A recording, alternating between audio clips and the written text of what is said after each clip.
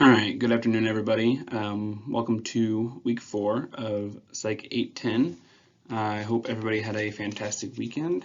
I want to go ahead and get into the presentation for today. Today we're going to be discussing learner diversity and ultimately what some of the things that we need to consider as we are working as educators in this state and in this country. So we're going to discuss quite a bit, and yeah, so this is a topic that I'm pretty interested in, so I hope everybody enjoys.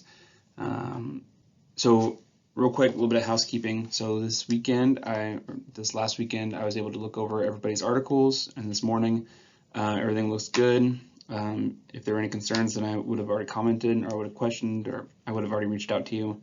Overall, no real concerns.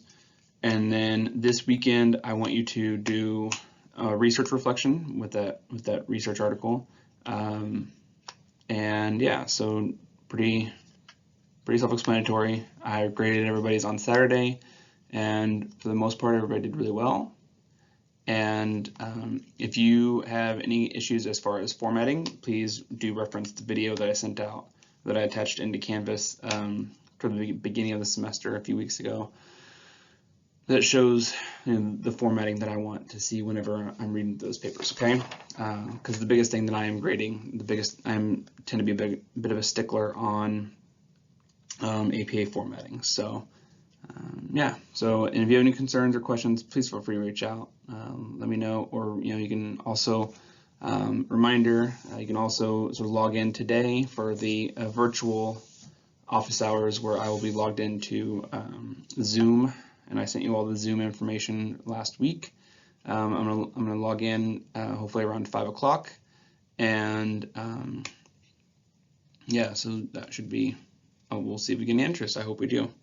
All right.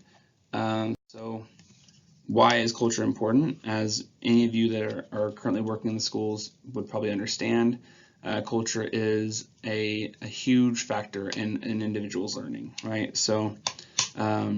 And in the simplest of terms, it is the learning that is, sort of what is most effective instruction here in Pittsburgh, Kansas does not look the same as what is most effective at a school in, maybe very far rural Kansas, St. Francis, Kansas, maybe, or in inner city schools, in more urban schools in Kansas City or in St. Louis. So it's important as we are designing our instruction, our curriculum, to ensure that we are implementing instruction that is appropriate for our students. And why is it the factor? Why is that the case in this situation?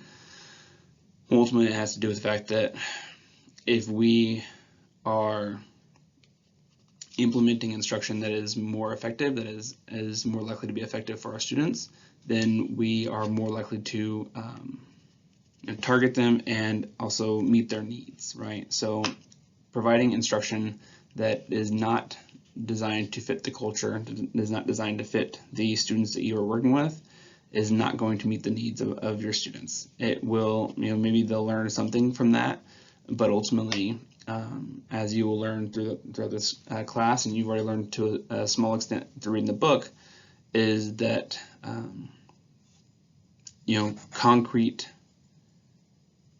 having concrete representation of a certain topic is very, very important. All right, so having some kind of concrete idea of a topic or of an issue is going to help us improve our learning considerably, right?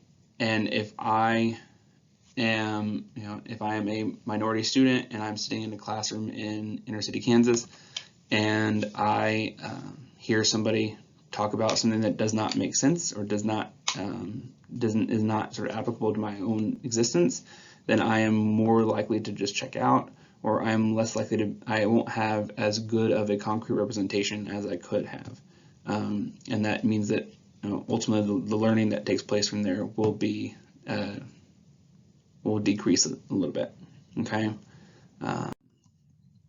So this is an interesting article or interesting NPR story that have been following. So this is from 2015, and for those of you that have been paying attention, you know that I will occasionally talk about working in Compton schools, Compton, California, and so those schools are highly disadvantaged, and there's actually some judicial rulings out there that are telling the school district that they need to do a better job of supporting students with trauma.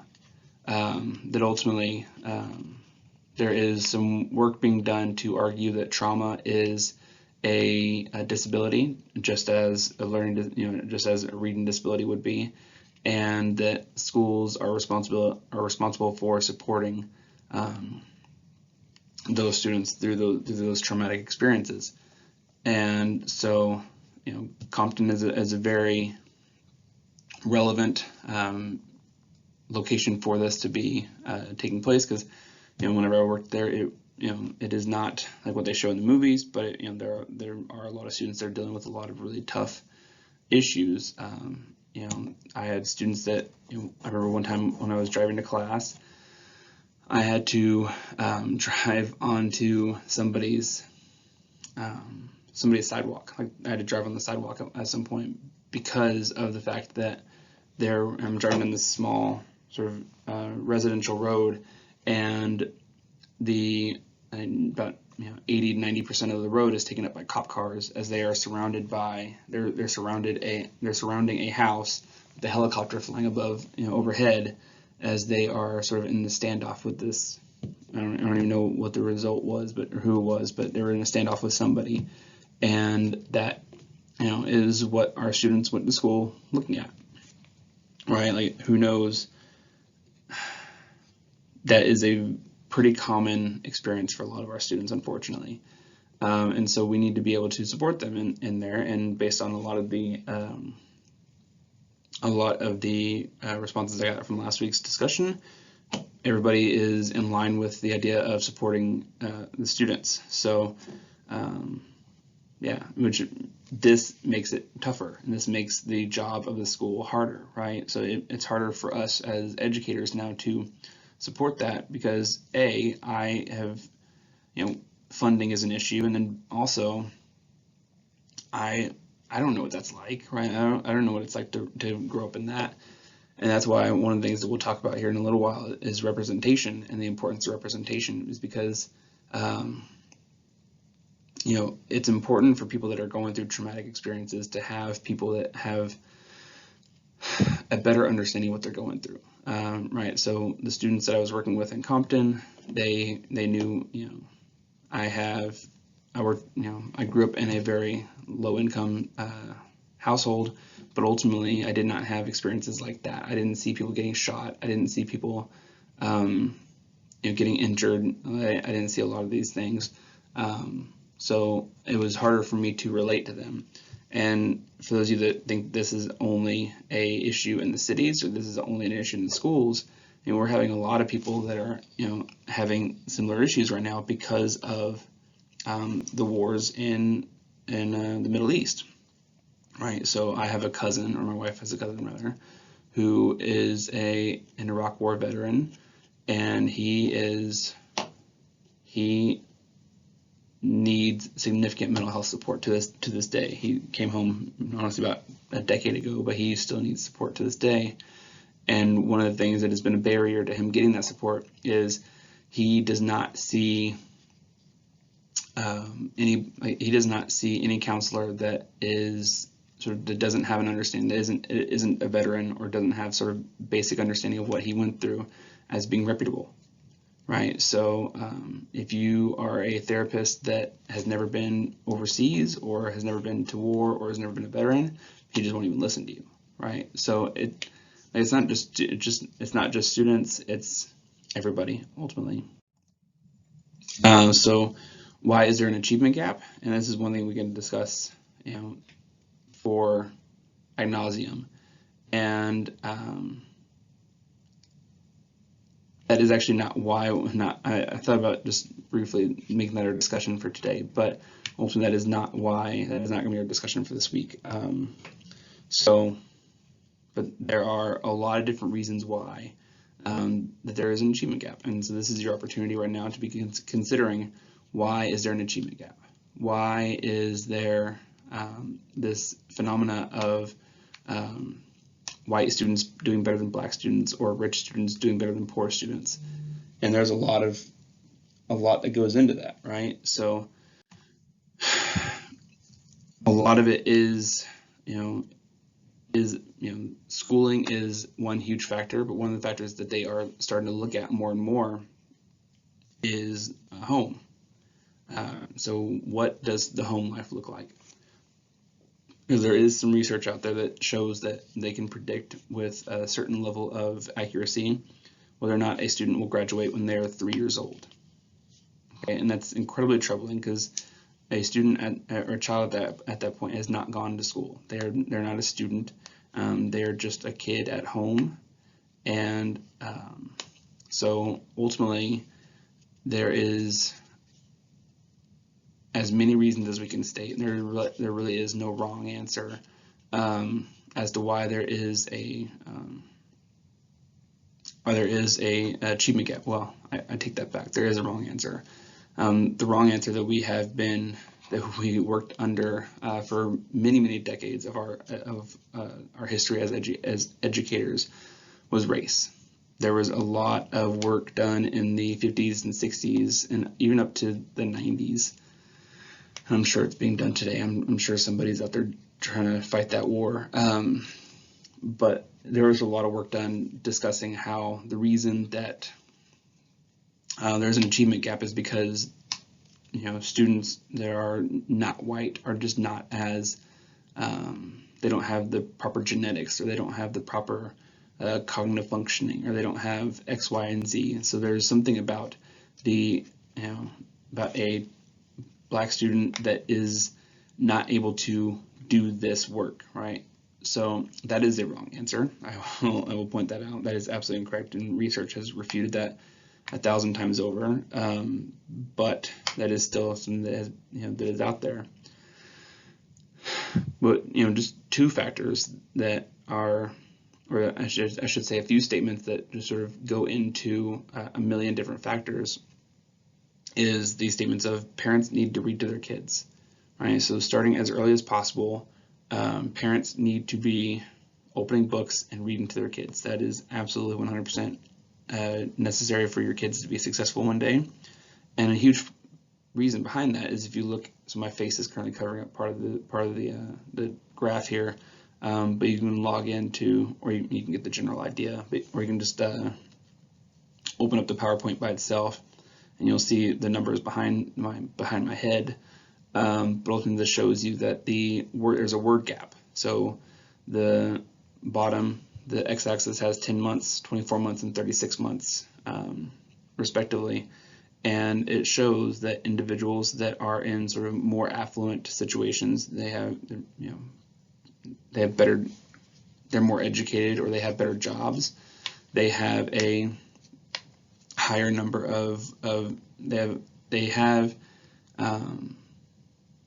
a larger vocabulary than children that are living in more impoverished areas, or your less educated homes.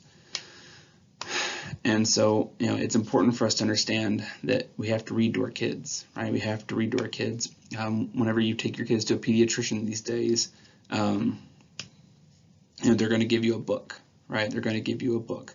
But the issue with that is that going to a pediatrician is, at this point in our society, is a luxury, right? So a lot of parents don't have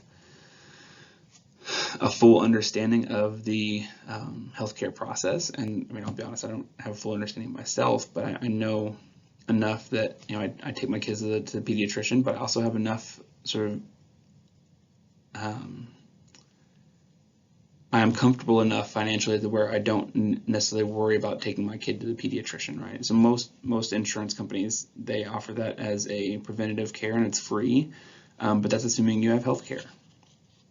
That's assuming you can afford health care. That's assuming that there was a point where, my sister, actually, she is, her her kids are not covered under health insurance, and so she really worries about taking them to the doctor. She used to whenever her kids were younger, and so unfortunately at this point we have made it in this country to where just simply taking our kids to a doctor is now a luxury, and that is something that should not be that should be a right. You should absolutely have the ability and the right to take your kid to the doctor and make sure that they're doing well, make sure they're doing okay. But we have made that such a political issue nowadays that now kids, and we have an astounding number of children that are uninsured, and that's unacceptable at this point in our society. It really is just unacceptable.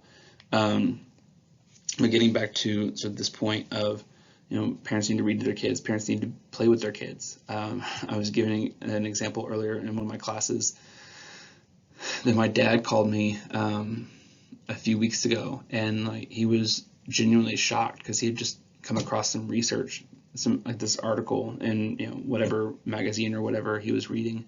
And he calls me and goes, "Jason, did you know that it's good for us to read or for us to play with our children?" And he was genuinely shocked that this is that it helps cognitive functioning. So pretend play is something that absolutely helps cognitive functioning. And so if you are, when I go home today, I'm going to play with my son as much as I'm going to be exhausted, and then I'm going to start playing with my son as much as I can. And part of that is because pretend play is so impactful and so beneficial for them, because as we give our kids sort of novel experiences and new opportunities to learn, they internalize that and they take that in and they learn from it, and it benefits them cognitively. So, but there are barriers to that, right? So for you to play with your kids, you have to be present with your kids. For you to be present with your kids, you have to not be at work, right? And so what barriers exist to this? There's an untold number of barriers to this, right? So you have to be at home. You have to not be working 3 jobs to make sure you can pay rent. Whenever I was working in Denver, I had a mom who, her husband died, and whenever he was alive, he was the sole breadwinner, and he brought in enough money that they were very comfortable, and that she could stay home. And eventually, unfortunately, he passed due to some pretty serious health issues. And she did not have the education that he had. She did not have, honestly, she didn't have the legal status to be in this country that he had. So she had to work 3 jobs to pay the mortgage and to sort of keep their family afloat. And so when that happened, all of a sudden her kids went from having, a dad who works and a mom who's at home 24/7 to a dad who's gone and a mom who's now working 3 jobs to try and keep up. And so, there are all these different issues that impact the ability for our parents to be at home with their kids. Because I'm not going to say that every parent out there wants to be home with their kid, but that just about every parent that I've met and I've interacted with would much prefer to be at home with their kid and raising their kid than sending them to preschool or doing that. So it is very, very difficult for families out there to meet the sort of the financial requirements of our society these days. So going back to the achievement gap, there have been some reforms that have really worked to target this achievement gap. And so one of those reforms is looking at preschool, right? So preschool there's some research out there that has found that preschool is incredibly effective at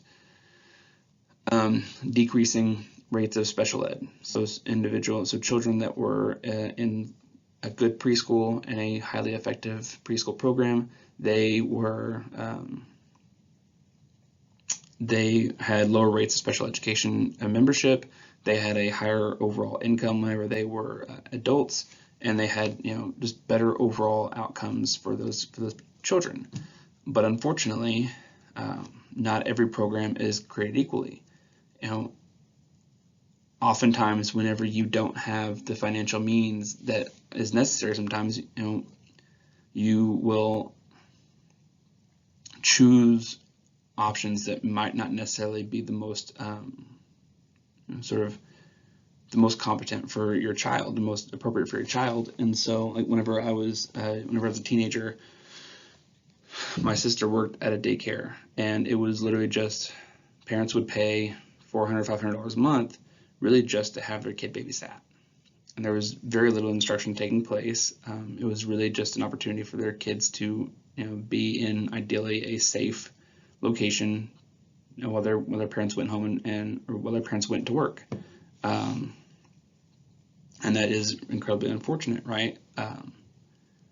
But sort of on the other side of that, there are a lot of fantastic preschools out there that do offer sort of part day or part-time instruction. And there's this program here on campus called Little Gorillas, or there's a program around town called the Center, and these are fantastic instructional programs that can help our children considerably. But those are very, very selective, and not selective in the sense that they won't take your kids. But if you look at the Center here in Pittsburgh, I actually had a student who was discussing this with me this morning, how they're currently estimating their wait list is up to 2 years. If you sign up in March, you could be on that wait list for up to 2 years, and that is concerning, right? So you need to have some kind of daycare in place. You need some kind of childcare in place for you to go and work your job. But one of the few places that is sort of reputable and is going to have actual instruction for your child is booked for 2 years. So,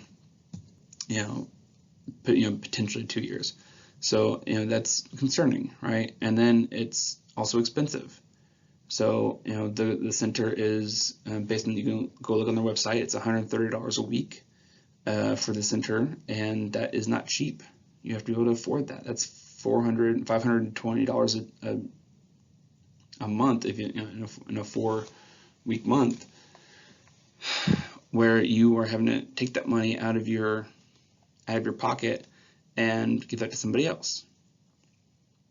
But a lot of parents have to make that compromise, that sacrifice, because they have to work. They have to have the extra money to survive, and so it's very, very difficult. And you also have to consider who goes to preschool. What do the students look like that are at preschool, that are at these programs? Whenever I go and pick up my son here in a few hours, an hour, the racial composition of his preschool program will be 95% white and a few Middle Eastern students. So, overall, you don't have a whole lot of diversity in that program.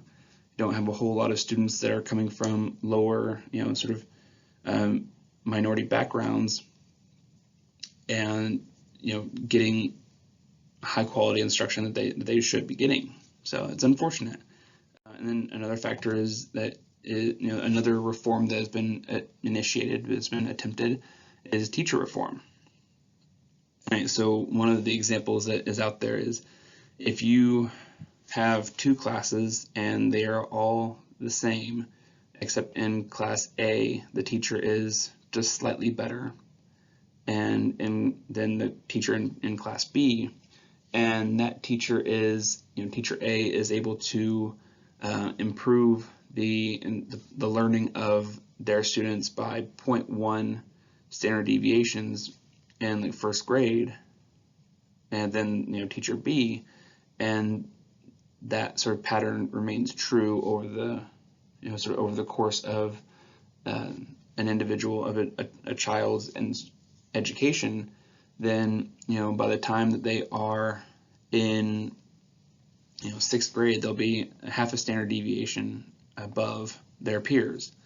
And so already, just by the fact that you have a teacher you have a set of teachers that is slightly better than the set of teachers that class B had, then you are putting them in a position where there's going to be a gap between those students.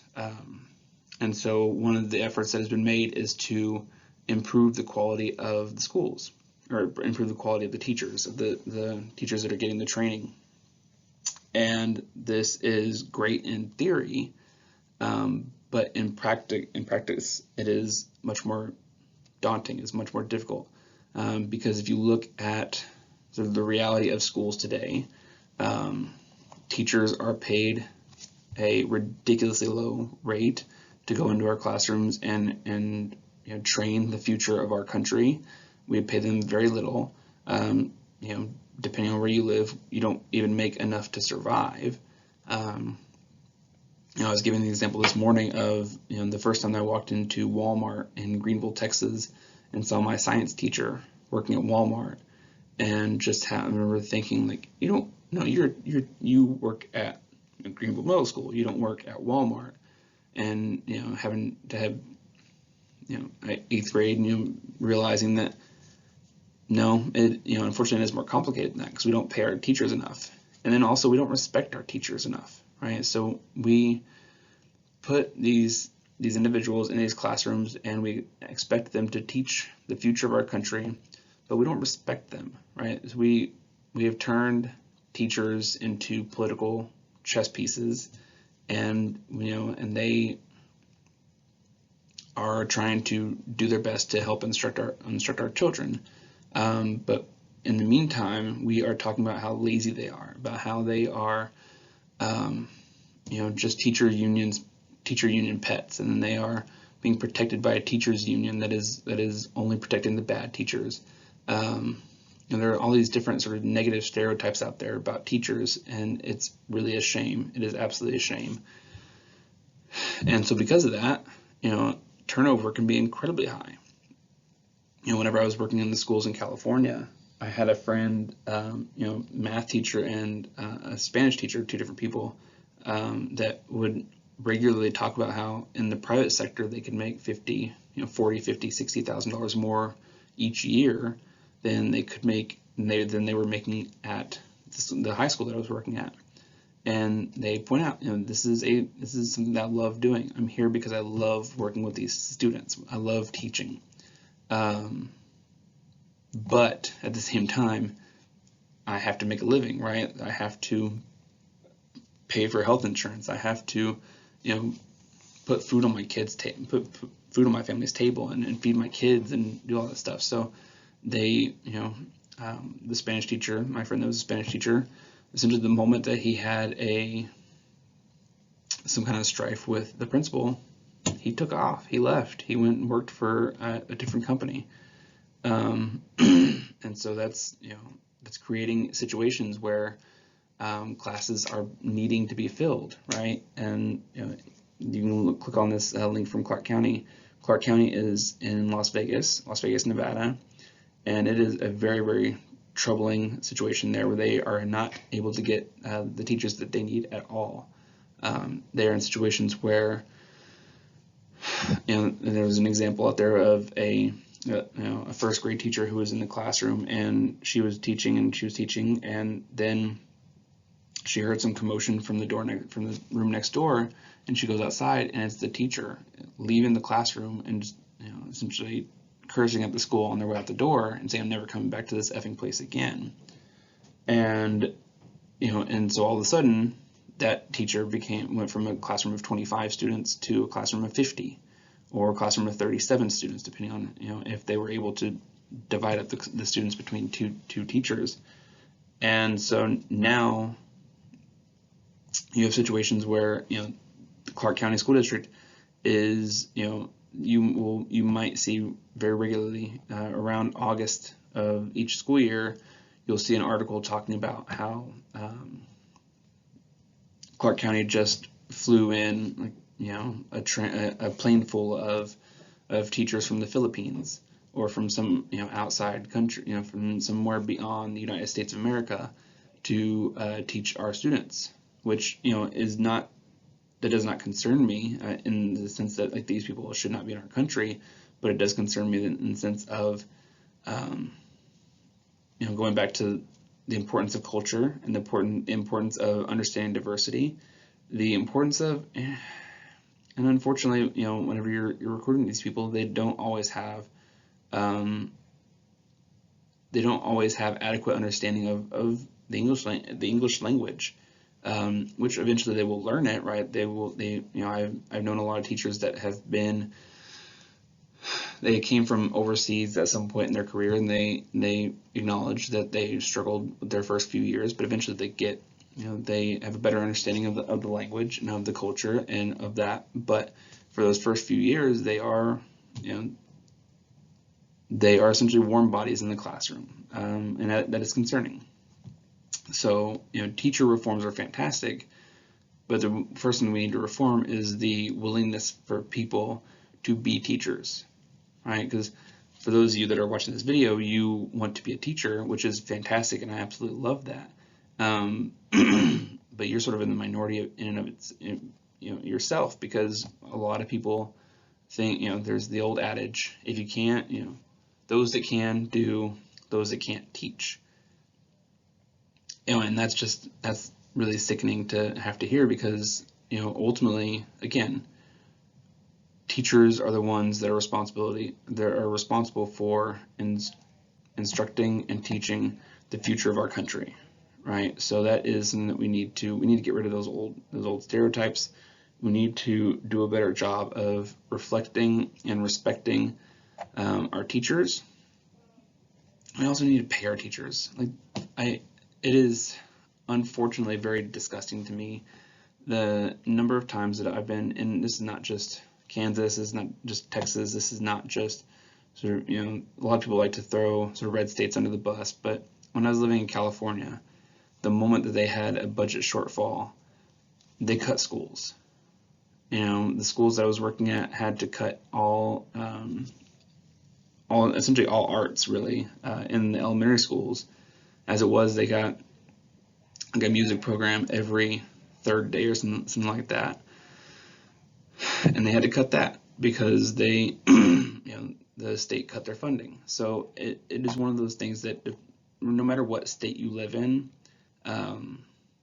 schools tend to be one of the first cuts that are made, which I can't understand. I will never understand that, but it is the unfortunate reality of our society, where when we're looking for extra money to spend over here on maybe something that we don't necessarily need, we are going to take money from over here, which is education. And we can absolutely have a debate about the necessity of education, but I would hope that all of us are in this room, this hypothetical room, listening to this discussion because of the fact that we see the importance of an education, right? But unfortunately, there are more people that don't see the importance of an education. So, and a lot of times those people are elected officials. So, instructional reforms. So these are all different categories where they have attempted to reform the instruction that is taking place. Implementing interventions. For those of you that are not aware, there are these fantastic things called reading or math intervention, instructional interventions, which can be implemented to improve the learning or the academic skills of an individual. So if I, Jason, am running behind on my math skills, you can implement an intervention designed to improve my math skills. Very, very simple. But unfortunately, those are not necessarily, again, not all created equally. You can go to a website called, just Google What Works Clearinghouse, and on that website they have a database that is full of interventions that are research-based and are not research-based. And unfortunately, the number of interventions that are not research-based far outnumber the number of interventions that are research-based. And those interventions that are not research-based tend to be marketed very well, very, very well. I can give you a very quick and easy example. There's a game that you can get on your phone called Starfall. And Starfall markets itself as being this amazingly instructive app that you can get on your phone, and it'll teach your kids how to read, it'll teach your kids how to do math, it'll teach your kids essentially how to do everything. There's no research to back that up whatsoever. There is no research to support the claims that Starfall will help teach your kid how to learn, but it's on a phone. It is incredibly entertaining. My wife's aunt actually bought the program, and you can buy it on the iPhone, on Apple Store or whatever, and she paid for it, and she actually put it on our phones, and my son loves it because it's like watching YouTube. There's a lot of videos on it essentially, but it makes the claim that it's incredibly instructive, and it's incredibly informative, and it helps your kid learn. But again, no research to back it up whatsoever.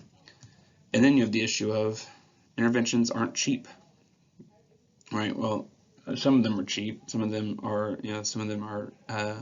developed by universities, and they're designed to be low cost. But oftentimes interventions cost a ton of money, and they also usually have some kind of consumable, right? So like a notepad or something where you have to continue to purchase, and so that is limiting for the schools. And not only that, but also I got this fantastic program. Who's going to implement it? Who's going to implement this intervention for my students? That's going to cost money, right? And that's going to be a recurring charge out of my budget as a school principal or a school administrator, where I now have to pay for an interventionist. That's a tough pill to swallow. Lowering class size, that's been a push for a lot, essentially as long as I've been in education. There's been a push to lower the size of our classrooms. But again, it's sort of one of those, in theory, it sounds great, but the law of unintended consequences, there was an effort made, I was reading earlier about an effort made in California to lower class sizes, and even lowering class sizes by like 5 students, it raised the number of teachers that they needed. It raised the number of the amount of money that they needed for hiring teachers, which was a budget issue. And then again, it goes back to the previous slide discussing the quality of teachers that we're getting into our classrooms. So already we're struggling to get teachers in our classrooms, and we have created a need for more teachers. So we already have a shortfall, and now we're trying to do this thing which is potentially beneficial, and that is lowering class sizes. But now I have, if I have 4 grades, if I have 4 second grade classrooms and they all have 30 students in them, then I need to, and I pull, let's say 6 students out of each classroom. That puts 24 students in each classroom. But now I have to hire a new teacher. And that's tough. Ability grouping, so tracking, is one thing that has been suggested out there about grouping children based on their cognitive functioning, or their IQ, or their skill levels. So we put the high achievers over here, put the lower achievers over here, and we can really target the low achievers and help get them up to be, hopefully one day, be high achievers. Ultimately, the research that is out there does not support this whatsoever, and really what it supports is the use of peer-assisted learning. So peer-assisted learning is a strategy where you can essentially partner a high learner with a low learner, with a lower learner, and there's actually a lot of benefit for both students. Which is kind of counterintuitive, because everybody usually assumes that the high student is really just going to teach the low student some stuff, and there's really going to be no benefit for the lower student, for the higher student.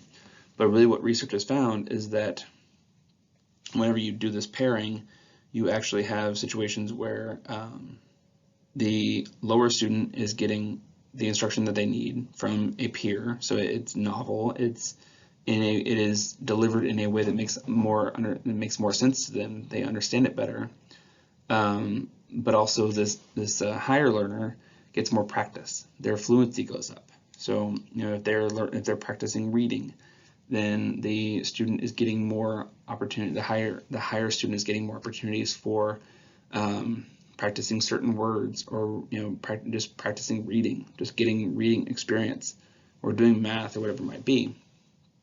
Retention policies. So retention has been an effort out there of holding students back that are failing.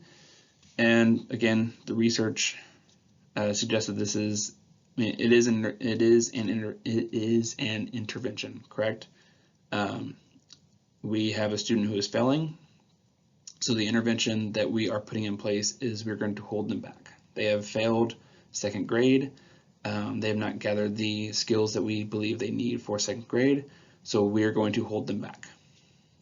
And it sounds great in theory, but in practice, the research has shown that retention doesn't benefit the student whatsoever.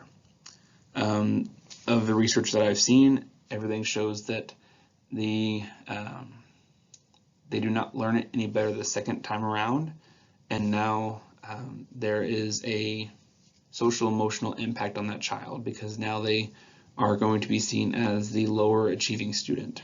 They're going to be seen as the dumber student, which is not what we want in the schools, right? And so it won't benefit, retention does not benefit our kids at all. And then standards-based reform, you look at your like No Child Left Behind, Common Core, which is unfortunately become a huge political term these days. But ultimately these are efforts where we have made some kind of change in our standards and how we implement the standards and how we assess the standards. So those are the different areas of reform that we have tried in the schools, all of which I think come from a good place. The people that implement them they mean well, but in reality it ends up harming more than good. Okay, so 42 minutes. Gender stereotypes. So ultimately, whenever we look at the research, it has unfortunately come to the conclusion that we have taught our girls, our young ladies at a very young age, that they're not as good as us. A woman is not as good as a man, and we have taught that in our schools. And this point right here was really, really troubling whenever I first read this, that by the age of 6, girls are less likely to view themselves as brilliant. They view their own gender as less brilliant, their own sex as less brilliant. That's incredibly concerning, because we should not have a situation where half of the human population in this country views themselves as lesser than me, right? And but unfortunately, we have established a society where that is very, very prevalent, and it benefits a lot of people that are in power, right? So people that are are elected officials, people that have a ton of money, is beneficial for them to to a certain extent argue that there is this entire group of people out there that cannot do my job, that cannot do what I do adequately, which is is a lie, right? There is no reason that a woman can't do anything in this country whatsoever, but we have established that system in play in today, and which is concerning. And if you look at the lessons that we have learned in our education and sort of the information that we have learned over time, and this goes, and I'm guilty of this as well. If you look at sort of who is remembered from our history, right? So how many people remember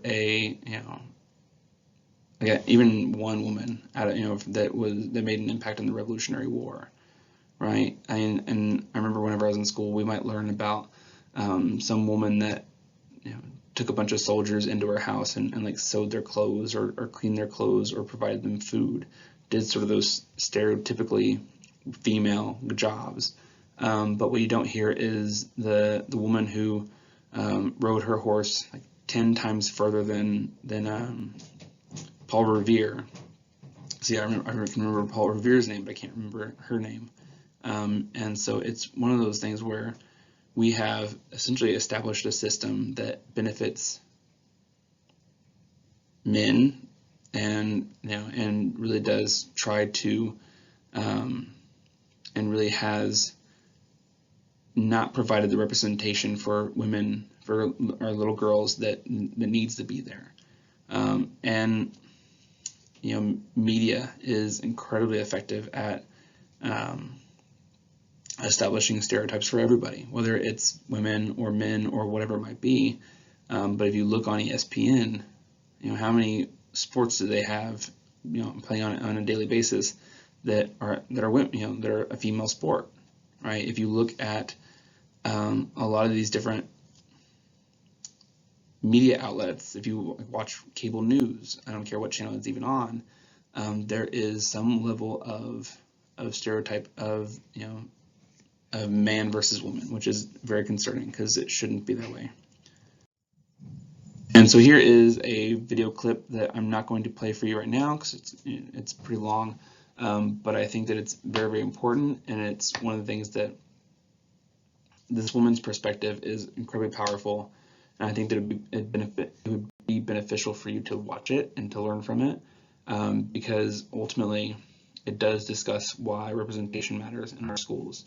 It discusses why it's important for us to have teachers that don't look like this guy right here. And again, if you're a white male in this class, I'm not saying that you should not be a teacher. I'm just saying that we need to encourage minority students to be teachers, right? So whenever I was working in Denver, we had a situation where our schools were working really hard to recruit Black and Hispanic teachers because of the fact that our students did not have that opportunity to learn from people that looked like them. And so, I remember that was such a difficult recruitment process for them because they weren't out there. Like, they were not able to get them to come to Denver. And so the result of that was you had a lot of Black students, a lot of Hispanic students that were learning from people that did not look like them, that did not have the same background as them, the same heritage as them, which is concerning. So how do we support our learners? How do we support our diverse populations that we were dealing with? Number one, we have to remove stereotypes, right? So and it's hard to not fall into that habit of having stereotypes in our classrooms, because our brain, as we have hopefully learned at this point in the semester, our brain is sort of schema based, right? So our brain works very hard to not work hard, right? So as we are sort of moving through the world on a daily basis, our brain is categorizing information into boxes as quickly as possible, and stereotypes helps that, right? So it is easy for me to it is sort of more comfortable for my brain to establish sort of this box, this stereotypical box, and be able to lump all these individuals over here. And that's concerning because that most of the time that our white populations, our Black populations, our Latinx populations, they are not monoliths, right? They all have very, very complicated stories, and they all have very complicated backgrounds, and they all learn in a different way. And so it's important for us to get rid of those stereotypes and then eliminate gender bias, which is hard. Try to make things as equally representative as possible. If you are a history teacher, try and find an example of a woman that did an amazing thing during the Revolutionary War or during the Civil War. It's not hard to find them. You can go online and find them pretty easily. You just have to be able to bring that into your classroom, and it'll be really beneficial for the students in your classroom that are women. And then promote resilience. Safety is huge in schools today. We have an unfortunate number of students that do not feel safe in our schools because of the proliferation of school shootings, which is very, very concerning. Having strong personal bonds with your student, having relationships with your students, obviously, professional relationships with your students, but you also want to know who they are. You want to know who your students are. I had a student in one of my other classes who was talking to me about how he approached one of his students, or his student's dad approached him about having just having a conversation with him. And he was a coach, and so he knew this student for the last 4 or 5 years, and they had a discussion. He discussed sort of the troubles that the student was having, and just that simple thing, the simple fact of somebody that knew him, that was familiar with him, he had such a powerful impact on that student because they had a bond, they had a relationship beyond, just beyond sort of meeting for the first time and then divulging all of their personal information. And I'm a school psychologist, and I absolutely believe in the power of having a school psychologist on campus. But I also would love it if I sort of always say that I'm a school psychologist, but I would love to not be needed. I would love to not be needed. I would love to be in a situation where students were able to get support from their teachers, and but unfortunately we have a lot of students that are not well known. And so just knowing your students, doing your best to know your students, and then community outreach. And this is as simple as understanding where you are and sort of the face that you have. So whenever I was in Natomas, the principal that I worked with there, he always talked about how he lives in Natomas, which was not a great area, but he lived there, and that was a very conscious decision on his part.